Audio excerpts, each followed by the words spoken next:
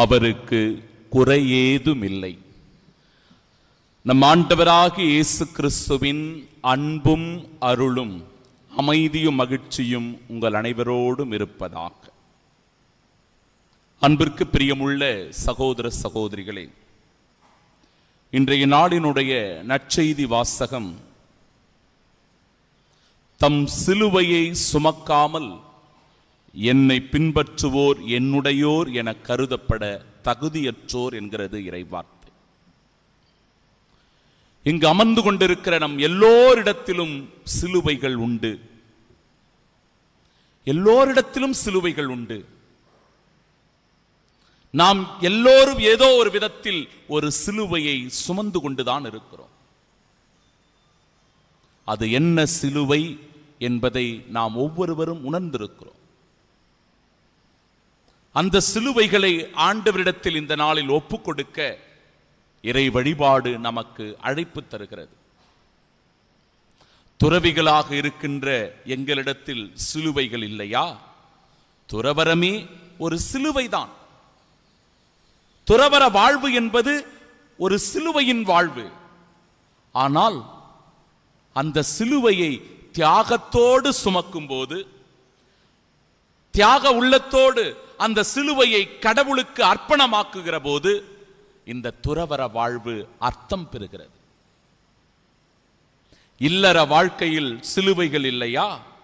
நிச்சயமாக சிலுவைகள் உண்டு. ஒவ்வொருவரும் உங்களுடைய குடும்ப வாழ்க்கையில் பல சிலுவைகளை நீங்கள் சுமந்து கொண்டுதான் இருக்கிறீர்கள். பல பேர் அந்த சிலுவைகளை வெறுக்கிறோம். எனக்கு இந்த சிலுவைகள் வேண்டாம், இந்த துன்பங்கள் வேண்டாம், இந்த நெருக்கடிகள் வேண்டாம். ஏன் என் வாழ்க்கையில் ஆண்டவர் சிலுவைகளை கொடுத்து கொண்டே இருக்கிறார்?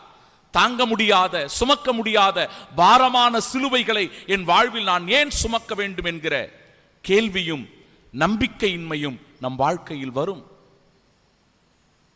ஆனாலும் குடும்ப வாழ்விலும் தனிப்பட்ட வாழ்விலும் வருகிற அன்றாட சிலுவைகளை என் அன்பு மகனே, மகளே, தியாக உள்ளத்தோடு கடவுளுக்கு அர்ப்பணித்து நாம் சுமப்பதற்கு தயாராக இருந்தால் அவற்றிற்கான கைமாறை பெறாமல் போகார் என்கிறது இறைவா.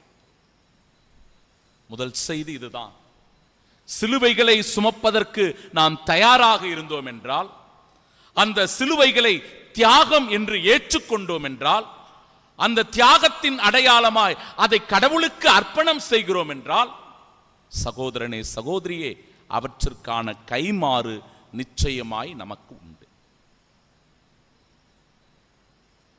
இரண்டாவது செய்தி இன்றைய நாளினுடைய முதல் வாசகத்திலிருந்து. சூனேம் நகர ஒரு பெண், விவிலியம் அவரை அடிக்கோடிட்டு சொல்லுகிறது, அவள் ஒரு பணக்கார பெண், வசதியான ஒரு பெண். அவரிடத்தில் எல்லாம் இருந்தது, எல்லா வசதி வாய்ப்புகளும் இருந்தது. ஒரு நாளும் தன் குறையை அவர் பெரிதுபடுத்தவே இல்லை. இறைவாக்கினர் ஒருவர் அவ்வழியாக வருகிறார் என்று கேள்விப்பட்ட உடனே தானாகவே முன்வந்து அந்த இறைவாக்கினருக்குரிய எல்லாவற்றையும் பணிவிடைகளையும் செய்வதற்கு அவர் தயாராக இருக்கிறார். பிரியமானவர்களே, இந்த கத்தோலிக்க திருச்சபை இன்றைக்கு இவ்வளவு தூரம் வளர்ந்திருக்கிறது என்றால், இந்த உலகம் முழுவதும் பரவி இருக்கிறது என்றால், அதற்கு காரணம் உங்களை போன்ற நல் உள்ளங்கள் மேற்கொள்ளுகிற முயற்சிகள் தான், நீங்கள் செய்கிற தியாகங்கள் தான், நீங்கள் கொடுக்கின்ற அர்ப்பணங்கள் தான், நீங்கள் செய்கின்ற ஒவ்வொரு பொருள் உதவியும் நல உதவிகளும் தான் இந்த திருச்சபையை நாளுக்கு நாள் வளர்த்து கொண்டே இருக்கிறது. துறவிமார்களுக்கும் இறை ஊழியர்களுக்கும் நீங்கள் செய்கின்ற கைமாறு, நீங்கள் செய்கிற தொண்டு, சேவை ஒருபோதும் அது வீண் போவதில்லை என்பதை உறுதியாய் சொல்லுகிறது இறைவார்த்தை. இறைவாக்கினர் ஒருவரை அவர் இறைவாக்கினர் என்பதால் ஏற்றுக்கொள்பவர் இறைவாக்கினருக்குரிய கைமாறு பெறுவார். நேர்மையாளர் ஒருவரை அவர் நேர்மையாளர் என்பதால் ஏற்றுக்கொள்பவர் நேர்மையாளருக்குரிய கைமாறு பெறுவார். அதற்கான கைமாறு உண்டு. எப்பொழுது அந்த சூனேம் நகர பெண் இறைவாக்கினர் எலிசா அவர்களுக்கு உபசரிக்க தொடங்கினாரோ, சிறு உதவியை செய்வதற்கு முன் வந்தாரோ, உடனடியாக அந்த இறைவாக்கினர் அந்த பெண்ணினுடைய வாழ்வில் நுழைகின்றார். இந்த பெண்ணுக்கு ஏதாவது நாம செய்யணுமே, அவருக்கு நாம் என்ன செய்யலாம் அப்படின்னு கேட்கிறார். இந்த பெண்ணுக்கு நாம் என்ன செய்யலாம்? அங்க கேகசி என்கிற ஒருவர் இருக்கிறார். இந்த பெண்ணுக்கு நாம் என்ன செய்யலாம் அப்படின்னு கேட்டபோது, இவரிடத்தில் எல்லாம் இருக்கிறது, பணக்கார பெண், ஆனால் அவரிடத்தில் ஒரு குறை உண்டு, அவளுக்கு குழந்தை இல்லை. குழந்தை இல்லை என்று சொல்லப்படுகிறது. அந்த குழந்தை இல்லாததனால் அந்த சிலுவையை அவர் மறைவாக சுமந்து கொண்டே இருந்திருக்கிறார். வெளியில பணம் இருக்கிறது, வசதி இருக்கிறது, ஆடம்பரம் இருக்கிறது, பெயர் இருக்கிறது, புகழ் இருக்கிறது, அதிகாரம் இருக்கிறது, எல்லாம் இருக்கிறது. ஆனால் அவருடைய உள்ளத்திற்குள் ஒரு சிலுவை இருந்தது. அவருடைய உள்ளத்திற்குள் ஒரு சிலுவை. அந்த சிலுவை இவ்வளவு காலம் ஆன பிறகும் கூட, இவ்வளவு வசதி வாய்ப்புகளையும் கொடுத்த பிறகும் கூட, என் ஆண்டவர் எனக்கு ஒரு குழந்தையை தரவில்லையே என்கிற சிலுவையை அவர் சுமந்து கொண்டிருந்தார். அதனால் அவர் வெறுப்பு கொள்ளவில்லை, கோபம் அடையவில்லை, கடவுளை வெறுக்கவில்லை, கடவுள் மீது நம்பிக்கை இல்லாமல் இல்லை. மாறாக அப்படிப்பட்ட சூழ்நிலையிலும் தன் நம்பிக்கையை இழக்காமல் உறுதியாய் இருந்ததனால் இறைவாக்கினர் எலிசா சொல்லுகிறார், வேறு எந்த விதத்தில் அவருக்கு நாம் உதவி செய்ய முடியும் என்று கேட்டு, பிரியமானவர்களே, அடுத்த ஆண்டு இதே பருவத்தில் மகளே உனக்கு ஒரு மகன் பிறந்திருப்பான் என்கிற வாக்குறுதியை கொடுத்து விட்டு போகிறார்.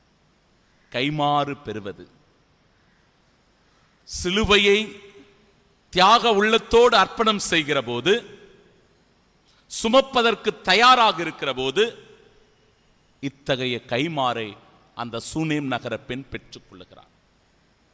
2020 ஆண்டு கொரோனா காலகட்டம். அது பல பேர் மருத்துவமனையில் அனுமதிக்கப்பட்டு, மருத்துவ வசதிகள் உதவி செய்வதற்கு ஆட்கள் இல்லாமல் ஒரு நெருக்கடியான சூழ்நிலையில் இருந்த தருணம் அது. கோயம்புத்தூரில் இருக்கின்ற ஒரு தனியார் மருத்துவமனையில் சரோஜா என்கிற ஒரு நர்ஸ் பணியாற்றி கொண்டு வந்தார். அந்த மருத்துவமனையில் ஒரு வயதான குருவானவர் ஒருவர் அனுமதிக்கப்படுகிறார். கொரோனா பாதிக்கப்பட்டு அவர் அந்த மருத்துவமனையிலே அனுமதிக்கப்படுகிறார். எல்லோரும் அவரை நெருங்குவதற்கு அச்சப்படுகிறார்கள். கொரோனா தொற்று நோய் போனா நமக்கு அந்த கொரோனா தொத்திக்கும், அதனால நம்முடைய உயிருக்கே ஆபத்து வந்துவிடும் என்பதனால் யாரும் அந்த இடத்திற்கு செல்வதே கிடையாது, புறக்கணிக்கிறார்கள். ஆனால் இந்த செவிலியர், இந்த நர்ஸ் சரோஜா துணிவோடு தைரியத்தோடு அந்த குருவானவருக்கு உதவி செய்வதற்கு செல்லுகிறார். அவர் ஒரு குருவானவர் என்பது தெரியாது, ஆனாலும் உதவி செய்வதற்காக முன்வந்து அந்த இடத்திலே போய் பணிவிடை செய்கிறார். தொடர்ந்து அவருக்குரிய பணிவிடைகளை செய்து கொண்டே இருந்த போது ஒரு முறை அந்த குருவானவர் கேட்டிருக்கிறார், மகளே, இந்த மருத்துவமனையில் இவ்வளவு நர்ஸுங்க இருக்கிறாங்க, மருத்துவர்கள் இருக்கிறார்கள், எல்லோரும் என்னிடத்தில் வருவதற்கு அச்சப்படுகிறார்கள், பயப்படுகிறார்கள், கொரோனா தொற்றுவிடும் என்கிற கலக்கம் அவர்களுக்குள் இருக்கிறது. ஆனால் உனக்கு மட்டும் எப்படி இவ்வளவு தைரியம்? நீ மட்டும் எவ்வளவு தைரியமா இப்படி வர? அந்த நர்ஸ் சரோஜா சொன்னாங்களாம், நான் என் உயிரை பற்றி கவலைப்படவில்லை, இந்த உலகத்தில் நான் யாருக்காகவும் வாழவில்லை, நான் இறந்தாலும் அதை பற்றி எவரும் கவலைப்பட போவதும் இல்லை, நான் இறப்பதற்கு கூட தயாராக இருக்கிறேன். ஏமா இவ்வளவு சோகமா வருத்தமா பேசுறீங்க? இந்த வாழ்க்கையின் மீது ஏன் இவ்வளவு வருத்தம் உங்களுக்கு? ஐயா, 10 ஆண்டுகள் ஆகிறது திருமணமாகி, எங்களுக்கு ஒரு குழந்தை கிடையாது, அதனால ஒரு பெரிய எதிர்பார்ப்பு இல்லை வாழ்க்கையில, செத்தாலும் பிரச்சனை இல்லை அப்படின்னு சொல்லி யதார்த்தமாக அந்த பெண் வருத்தப்பட்டு பேசி இருக்கிறார். பிரியமானவர்களே, அந்த மருத்துவமனையை விட்டு அந்த குருவானவர் வெளிவர முடியவில்லை. அந்த மருத்துவமனையிலேயே அவர் இறந்து போயிருக்கிறார்.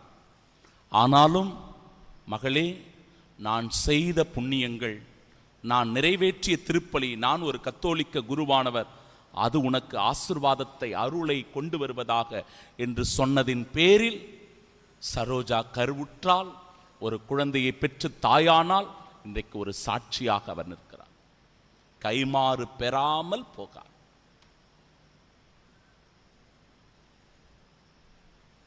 பிரியமானவர்களே, நாம் வந்திருக்கிற இந்த பாதை, இந்த வாழ்க்கை பாதை என்பது பல புனிதர்கள், மறைசாட்சிகள், இறைவாக்கினர்கள் கடந்து வந்த பாதை. நாம் நின்று கொண்டிருக்கிற இந்த பாதையில் அல்லது நாம் போய்கொண்டிருக்கிற இந்த பாதையில் வெறும் நாம் மட்டும் போகவில்லை, நாம் மட்டும் சிலுவை சுமக்கவில்லை. மாறாக எத்தனையோ புனிதர்களும், மறைசாட்சிகளும், நேர்மையாளர்களும், இறைவாக்கினர்களும், குருக்களும், துறவிமார்களும் சிலுவை சுமந்து கொண்டு சென்ற பாதையில் தான் நாமும் பயணித்துக் கொண்டிருக்கிறோம். எனவே துணிவோடும் நம்பிக்கையோடும் அந்த பயணத்தை மேற்கொள்ளணும். நம்பிக்கை இழந்து விடக்கூடாது, உடைந்து போகக்கூடாது, சிலுவைகளை வாழ்வில் வெறுக்கக்கூடாது. சிலுவையின் வழியாகத்தான் மாட்சி என்பதை இன்றைய நாளினுடைய 2ஆம் வாசகம் சொல்லுகிறது. திருமுழுக்கினால் நாம் ஒவ்வொருவரும் கிறிஸ்துவோடு இணைந்திருக்கிறோம். கிறிஸ்துவோடு எப்படி இணைந்திருக்கிறோம்? கிறிஸ்துவோடு சாவில் இணைந்திருக்கிறோம்.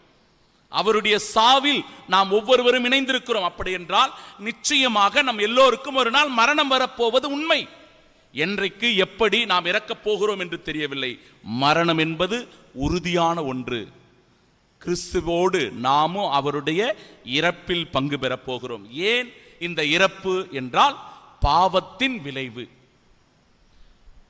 பாவத்தின் விளைவாக நமக்கு சாவு வந்தது.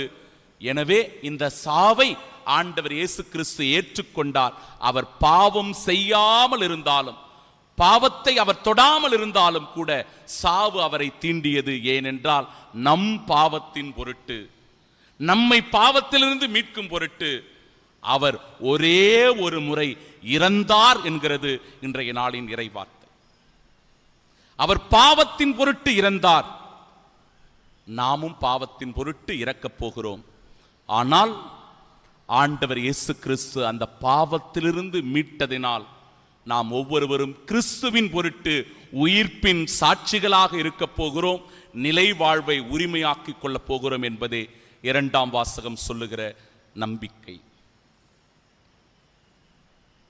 இயேசுவோடு நாம் இறந்தோம் என்றால் இயேசுவோடு நாம் உயிர்த்தெழுவோம், நிலை வாழ்விற்காக நாம் உயிர்த்தெழுவோம் என்கிற நம்பிக்கையை கொடுக்கிறது இன்றைய நாளின் இறைவார்த்தை. பிரியமானவர்களே, எனவே இந்த உண்மையை உணர்ந்து நாம் ஒவ்வொருவரும் செய்கிற தொண்டு மனப்பான்மையும் சேவை உள்ளமும் நமக்கு நிறைவாழ்வை கொடுக்கிறது. அன்றாட சிலுவைகளை தியாக உள்ளத்தோடு நாம் சுமக்கும் போது அவற்றுக்கான கைமாறு நமக்கு கிடைக்கிறது. நாம் ஒவ்வொருவரும் கிறிஸ்துவினுடைய துன்பத்தில் பங்கு பெறுகிறோம் என்றால் அவருடைய இன்பத்திலும் பங்கு பெறுகிற உரிமை பெற்றவர்களாக இருக்கிறோம் என்கிற உணர்வோடு இந்த திருப்பலியில் பங்கெடுப்போம். ஆமீன்.